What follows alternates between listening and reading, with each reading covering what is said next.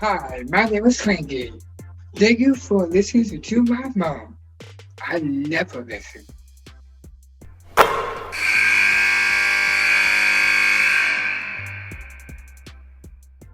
I'm really excited about our guest today, Alissa Pili from Utah. This is Nothing But Net with Debbie Antonelli. Alissa, thank you so much for being with us today. Of course. Look, there's a lot of excitement around Utah women's basketball right now. Undefeated, getting ready to go into conference play. How would you define your team through the non-conference? I think every game we just took it as a chance to get better and improve. And I think we've done a great job at that. Playing maybe teams who weren't on our skill level just gave us the opportunity to really work on the little things and the details and, not get sloppy, even though we knew we were going to win. It just gave us a chance to really find what we're good at and, sharpen where we need to improve at. And Well, that's what I like about non-conference because it helps you build some really good offensive habits. And speaking of offense, your team can flat out score. You fill up all my hashtags, Utah women's basketball. Shoot till your arm falls off. We put on this earth to do what? The answer is score. Hashtag ticket selling player. And that's you. 6'1" or 6'2", right? You're averaging 20 points and 6 rebounds. You're shooting 66% from the floor, which is 6th in the nation. How has all this come together for you with the offense? I just kind of let the game come to me. The biggest thing for me coming into the season was just my fitness level and, being able to get up and down the court and be as efficient as I can. And to do that, I need to be in shape and, fresh, even when I'm tired too, just finding a way. And I think just the offense we run is really fitting into my game. And it was a little bit of a adjustment that I had to make just playing at a faster pace. But I think it's done me a lot of good. And, it opens up a lot of shots for me and our guards. So it's working out really well.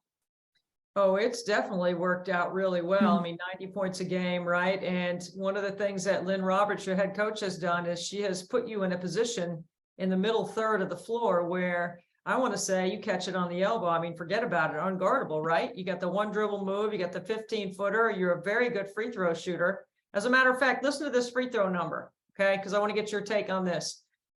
You're shooting 81% from the free throw line right now. For a big, that's excellent. So I was kind of like, I wonder how good that really is. So I went and looked in the NCAA.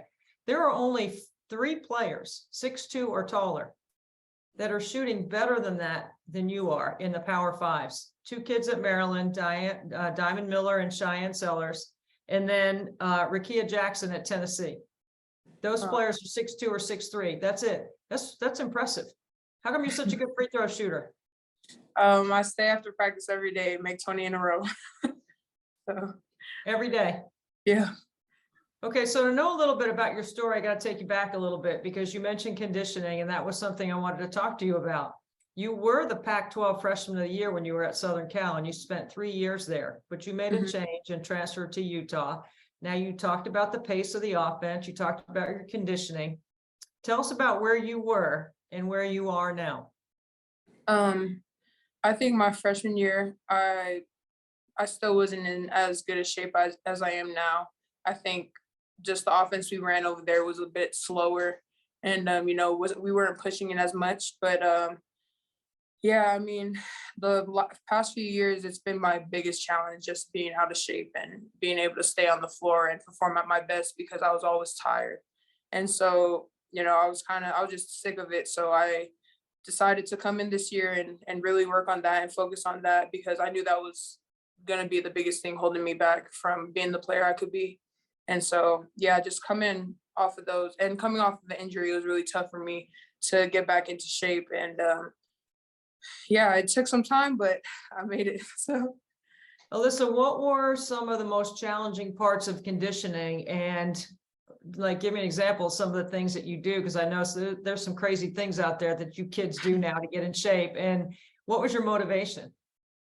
My motivation was really just looking back on my past few years and how like unsatisfied I was with my performing and my contribution to the team, and it just like overall basketball is a huge part of my life, and if I'm not playing well, it takes a toll on me. So I just decided that I wasn't gonna let that hold me back, and coming into this season, transferring to a new school, I just looked at it as a clean slate where I could just work my butt off and, just start new and, earn my spot. And like me and my dad talk a lot about my game and just me as a player. And we both agree and talked about how my fitness level is just the biggest thing that I needed to work on just to, play at my best and be at my best. So.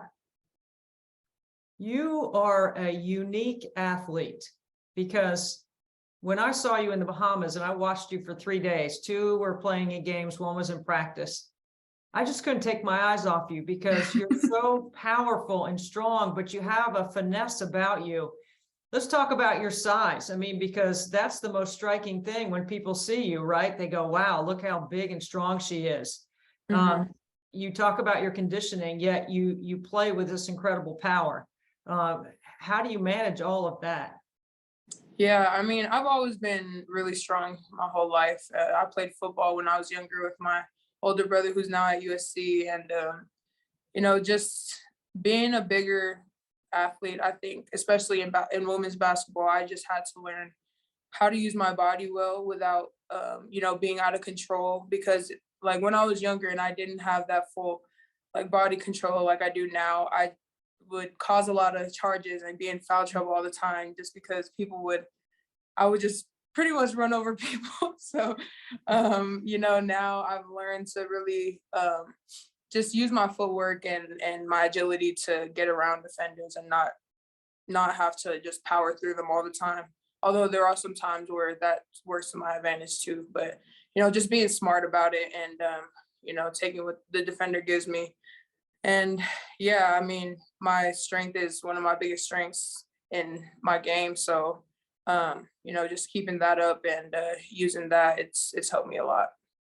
So I watch you and I don't want to say unguardable, but I mean, in the spots on the floor where Coach Roberts gets you the ball, whether it's in the high post or the low block, if it goes to the low block, you demand a double and you play out of that. And you're strong enough to do anything out of the double, stretch the double, score through someone else, make a skip over the top because with your size. And then if you catch it on the elbow, like I said earlier, I mean, forget about it. Like, Coach Roberts told me she spent a lot of time in the off season studying and learning and preparing. And it's what good coaches do, right? Find the best way to put your players in a position to succeed. How's your relationship been with her? And are there times when you go over to the sideline and go, hey, like, get me the ball here, or, this is a spot on the floor I think I can be effective in this matchup? Yeah, I mean, I think a big part of that, like where we kind of had that kind of discussion was in the Bahamas when we played, 2 tough and physical teams. Our team wasn't really used to that. So, and me, I play physical myself. So, those are my favorite type of games to play in. And so, yeah, I mean, we had that conversation where they didn't really have an answer for me. So, I just told them to keep giving me the ball. But our relationship is great. I would say she really listens and takes what I have to say into consideration. And she's not the type of coach where she always has to be right. She's always listening to us and asking us what we see. And I think that's just the type of coach you want. I mean, that's what got me excited about watching your team. I mean, you can see all the numbers and you can know how good you are offensively. And then when you actually watch your team play, it is really dynamic. I mean, it's fun. Who do you like playing with, or is there a connection on the team, like in the 2-man game, that you really like, or is there something that we haven't seen yet that you're holding back and can give us a little tip on what might be next? Yeah, I mean, I think a lot of what I've been doing is mostly low block. So I think as the season continues on and we get into conference, I think I'll have a lot more like high like high post opportunities and, you know, catching at the elbow, like you said. So I think maybe once teams start to key in on the key, like I'll start to play more on the perimeter and see what I have from there. Yeah, I mean, I love playing with all my teammates. You know, they've done a great job at getting me the ball. My point guard Inesh and Izzy, they do a great job at the 2-man game. I think they've improved a lot over the season at just getting it in quickly and not waiting until like the double team comes or whatnot. So yeah, I mean, I love playing with all of them, but I'm gonna guess, Alissa, you're used to playing in crowded spaces. I mean, you've got 8 siblings, so I'm guessing that sitting around the table or hanging out at home with in a crowd all the time, like you got your family there. It's like Right. that's you're Samoan, you're from Alaska. I mean, give us a little bit about what that is all like and how that all blended together to make you such a highly competitive athlete. Yeah, like you said, I got 8 siblings, so you know it's always competition, no matter what we're doing. So that just really instilled the competitiveness in me, and I think my just will to win, and you know, not only that, but be a great supporter. And you know, coming from Alaska, it's a small place, and you know, not much exposure. So I kind of had to take any opportunity I had to, you know, be seen and to really make an impact so that I could play at the next level and be recognized for my game. So I think just being from there, being from that kind of environment just taught me to really not take anything for granted and, you know, take my opportunities and do the best with them. And yeah. Are there any traits about being raised as a Samoan or living with your family that have carried over to being a good teammate? Oh yeah. Just I was always taught family first. You know, I'm a big family person. So I love to see other people do good, and I'm always support my teammates and love them, care for them. So I think just that family aspect is something I bring to the team, and something that you know, is one of my values. So yeah, just being from a big family too. I love being around other people, kids, and all that. So yeah, I think it's something I bring to every team. I feel like it's just someone you know who's going to be there for you, and you know, someone who has your back all the time. So Aspirations when you finish playing?